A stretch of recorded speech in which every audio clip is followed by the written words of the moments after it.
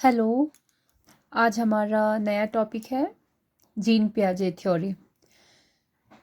चलिए स्टार्ट करते हैं। 1896 टू 1980 जीन पियाजे थ्योरी को कॉग्निटिव डेवलपमेंट थ्योरी कहा जाता है, जिसको हिंदी में संज्ञानात्मक विकास सिद्धांत भी कहते हैं। थ्योरी मीन्स सिद्धांत in Hindi. How childrens thinking develops as they grow. Cognitive development theory में संज्ञानात्मक विकास सिद्धांत में हम ये जानते हैं, पढ़ते हैं कि कैसे बच्चे का थिंकिंग डेवलप होता है उसके बॉडी के ग्रोथ के साथ साथ। इसका डेफिनेशन है, children actively build their knowledge by interacting with there environment and their thinking develops through 4 stages। इन्होंने जो 4 स्टेज दिया है उसके थ्रू हम अच्छे से समझते हैं कि बच्चे का थिंकिंग डेवलपमेंट कैसे होता है एज के साथ साथ। इन्होंने कहा है कि children actively build their knowledge, वो अपने नॉलेज को कैसे बिल्ड करते हैं actively by interacting with their environment. Environment में क्या क्या है? एनवायरनमेंट में हमारे फैमिली है, समाज है, हमारा वातावरण कैसा है, हमारे आसपास के लोग किस तरह के लोग रह रहे हैं, कैसा बिहेव करते हैं, उन सब से हम सीखते हैं। बेसिक आइडिया इनका है, पियाजे believed that children are not miniature adults.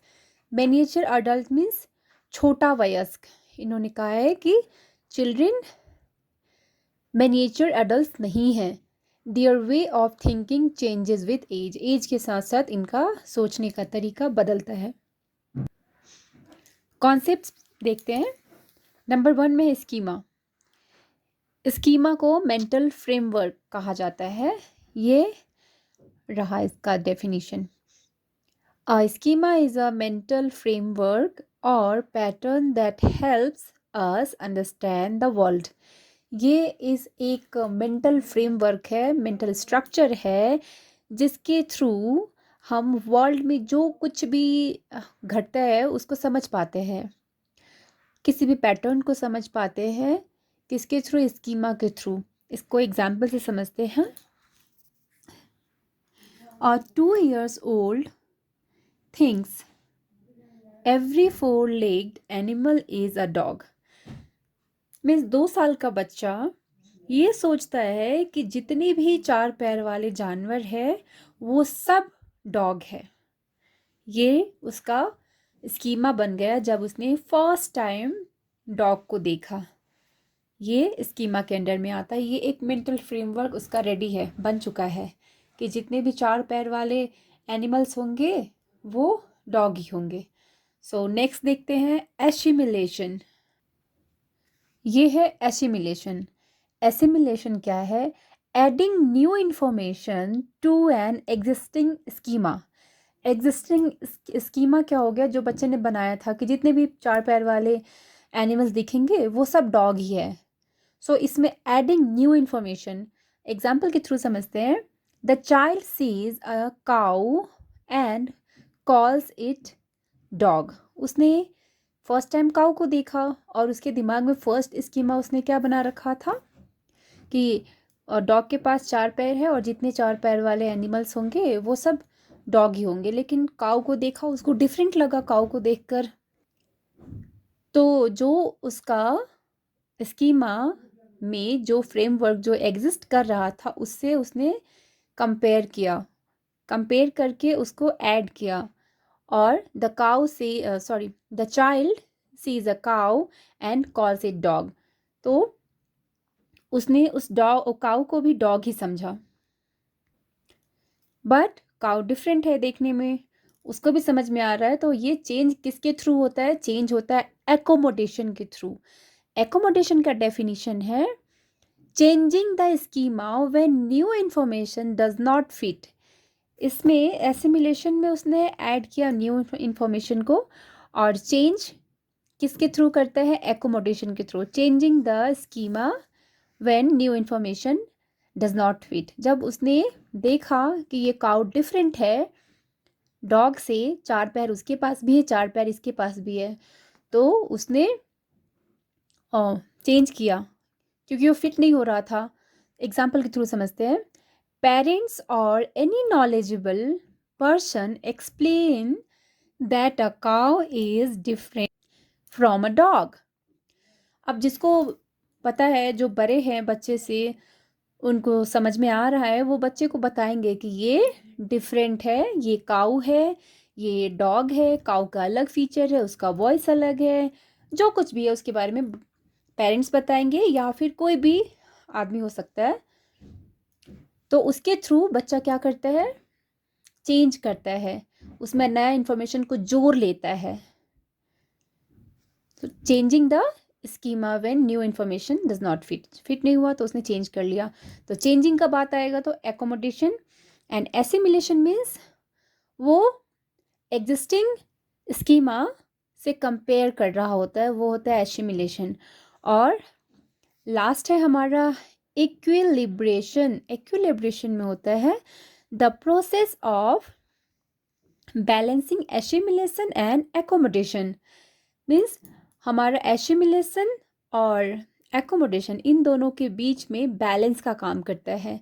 जैसे उसने देखा कंपेयर करके कि हमारा जो फर्स्ट मेंटल फ्रेमवर्क जो बन चुका था स्कीमा से कंपेयर करके, कंपेयर किस में करता है वो, एसिमिलेशन में, और चेंज किसके थ्रू करता है, एकोमोडेशन में। इन दोनों को बैलेंस करता है, वो हुआ equilibration. So it helps children learn and develop. ये इक्विलिब्रेशन हेल्प करता है बच्चों को लर्न एंड डेवलप करने में। सो अब है हमारा फोर्थ स्टेज जो जीन पियाजे ने दिया था, ये बहुत इम्पॉर्टेंट है, अब उसको देखते हैं। ये है 4 स्टेजेस ऑफ कॉग्निटिव डेवलपमेंट। कैसे कैसे डेवलप होता है बच्चे का थिंकिंग, मेंटल ग्रोथ, वो है 4 स्टेज में डिवाइड किया हुआ है। सो फर्स्ट स्टेज का नाम है सेंसरी मोटर। ये जन्म से 2 साल तक रहता है।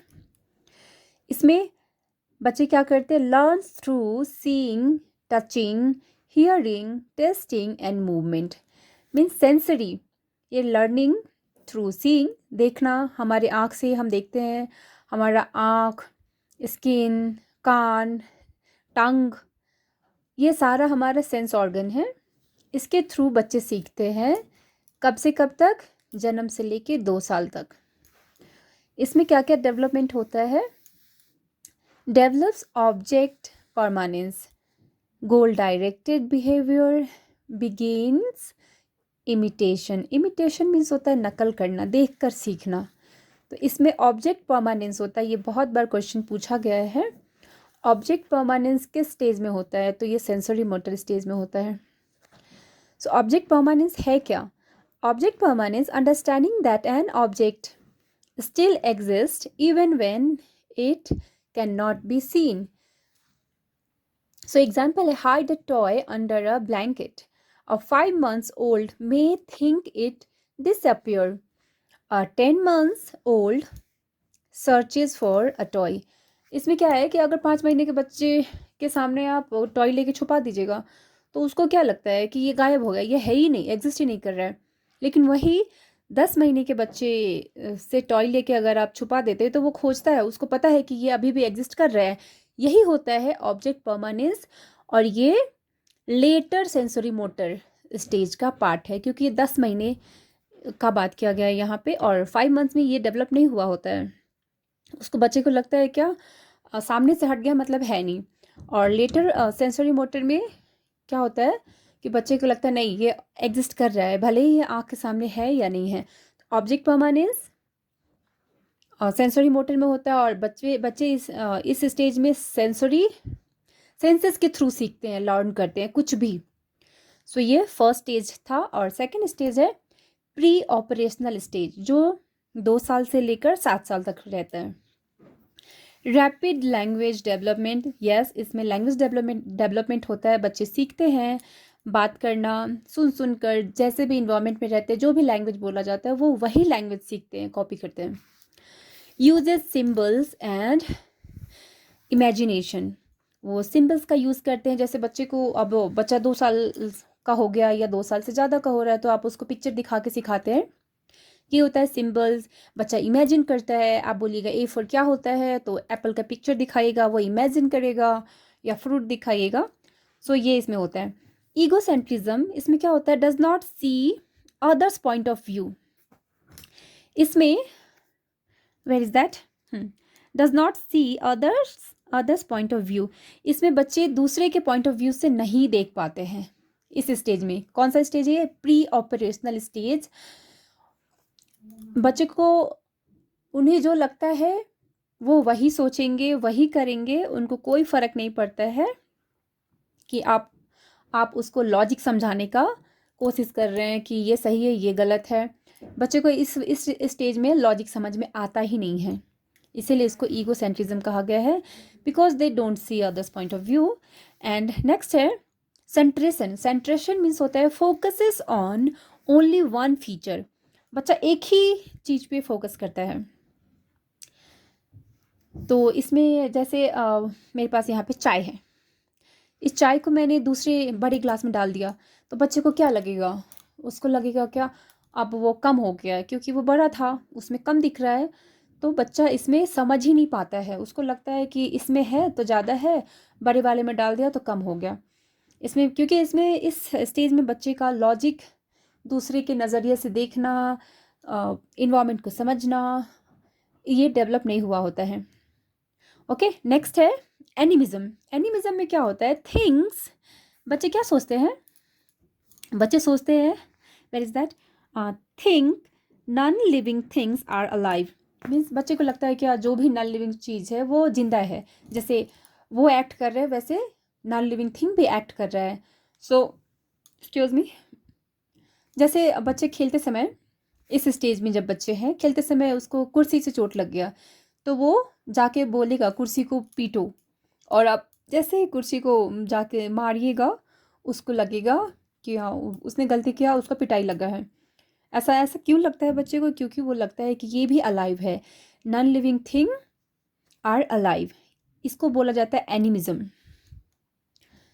सो नेक्स्ट है हमारा गॉड इरिवर्सिबिलिटी। इरिवर्सिबिलिटी में क्या होता है, डिफिकल्टी मेंटली रिवर्सिंग एक्शन। इसमें बच्चा तर्क को नहीं समझता है, जो अभी हम लोगों ने बात किया, ये इसी बारे में बात किया, वो तर्क समझ ही नहीं पाता है।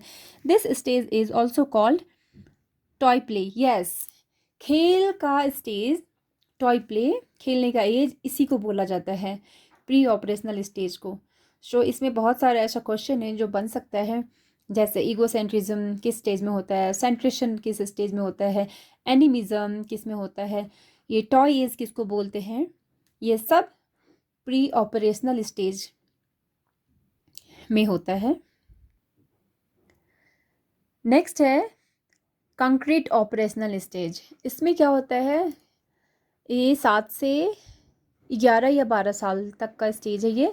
इसमें बच्चे का लॉजिकल थिंकिंग डेवलप होना शुरू हो जाता है, अंडरस्टैंड्स कंजर्वेशन। बच्चा जो इसमें सेंट्रेशन था वो लॉजिक नहीं समझ पा रहा था, जिसमें बच्चे को लगता था कि किसी चीज़ को छोटे में डाला गया है, छोटे कोई भी पॉट में, तो वो ज़्यादा है, और बड़े में डाल दिया तो कम हो गया, वो नहीं समझ पा रहा था। इस स्टेज में क्या होता है, उस स्टेज में प्री ऑपरेशनल स्टेज में सेंट्रेशन था और इसमें कंजर्वेशन डेवलप हो जाता है, वो कंजर्वेशन समझने लगता है, लॉजिकल थिंकिंग डेवलप हो जाता है, क्लासिफिकेशन, बच्चा हर एक चीज़ को उसके हर अलग अलग ग्रुप में डिवाइड करके समझ सकता है।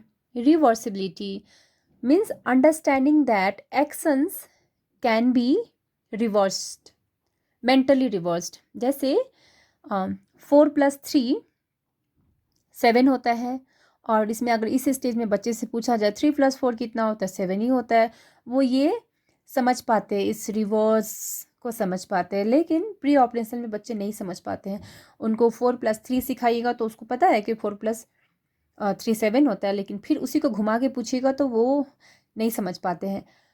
सो कॉन्क्रीट ऑपरेशनल में ठीक उसका उल्टा होता है, ऑपरेशनल स्टेज से ठीक उल्टा होता है। उसमें बच्चे नहीं समझ पा रहे लॉजिक, इसमें सारा लॉजिक बच्चा समझने लगता है। 7 से 12 साल तक का ये स्टेज होता है। सो इसमें लेस ईगोसेंट्रिक, उसमें ईगोसेंट्रिक था बच्चा, दूसरे के पॉइंट ऑफ व्यू से नहीं देख रहा था, इसमें देखने लगता है बच्चा। They can see things another persons point of view, वो समझने लगता है दूसरे के पॉइंट ऑफ व्यू से। सो लास्ट है हमारा फॉर्मल ऑपरेशनल स्टेज, ये 12 साल से स्टार्ट होता है और ये चलता रहता है। इसमें क्या होता है, abstract thinking, hypothetical reasoning and scientific thinking, problem solving, जो भी हम लोग करते हैं ये सारा फॉर्मल ऑपरेशनल स्टेज में आता है। And planning for the future. So example के थ्रू समझते हैं, thinking about justice, democracy, solving algebra problems. इसमें बच्चा का अब्स्ट्रैक्ट थिंकिंग डेवलप हो जाता है अच्छे तरीके से। हाइपोथेटिकल रीजनिंग, जैसे बच्चा इमेजिन करके भी किसी प्रॉब्लम का टेंटेटिव सॉल्यूशन निकाल के एक्सपेरिमेंट भी करता है, ये सारा चीज़ फॉर्मल ऑपरेशनल स्टेज में आता है। साइंटिफिक थिंकिंग मीन्स लॉजिक के थ्रू सोचता है, इसी को तो बोलते हैं कॉज एंड इफेक्ट।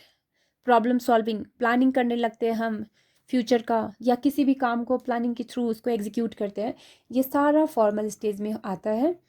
सो हम लोगों ने क्या क्या पढ़ा, हम लोगों ने पढ़ा सेंसरी मोटर, जिसमें बच्चे सेंसेस के थ्रू लर्न करते हैं। प्री ऑपरेशनल, जिसमें बच्चे का लैंग्वेज डेवलपमेंट होता है। ईगोसेंट्रिज्म होता है, सेंट्रेशन, एनिमिज्म एंड इरिवर्सिबिलिटी, और इस स्टेज को टॉय स्टेज भी कहा जाता है। और नंबर 3 में है कंक्रीट ऑपरेशनल स्टेज, जिसमें बच्चा को लॉजिकल सारा थिंकिंग समझ में आने लगता है, उसको reversed, mentally reversed, what is this, action can be mentally reversed, ये हो सकता है एक्शन, जो भी एक्शन है वो रिवर्स हो सकता है, वो सारा समझने लगता है। लेस ईगोसेंट्रिक होता है, ईगोसेंट्रिक वो ख़त्म हो जाता है, बच्चा दूसरा का पॉइंट ऑफ व्यू से भी समझने देखने लगता है, सिचुएशन को समझने लगता है। और फॉर्मल ऑपरेशनल स्टेज में बच्चे अच्छे से हर एक चीज़ को प्लान करके हाइपोथेटिकल तरीके से किसी भी प्रॉब्लम को सॉल्व करने में सक्षम होते हैं। वो जस्टिस को समझ पाते हैं, सही गलत को समझ पाते हैं, प्रॉब्लम को अपने नज़रिए से दूसरों के नज़रिए से भी देख के उसको समझ के सॉल्व करने की एबिलिटी उसमें डेवलप हो जाती है फॉर्मल ऑपरेशनल। और ये रहता है 12 साल से लेके चलते रहता है ऊपर तक। सो थैंक यू, मुझे लगता है आपको समझ में आ गया होगा जीन पियाजे का थ्योरी। अब नेक्स्ट हम लोग पढ़ेंगे सिगमंड फ्रॉइड का theory. Thank you so much.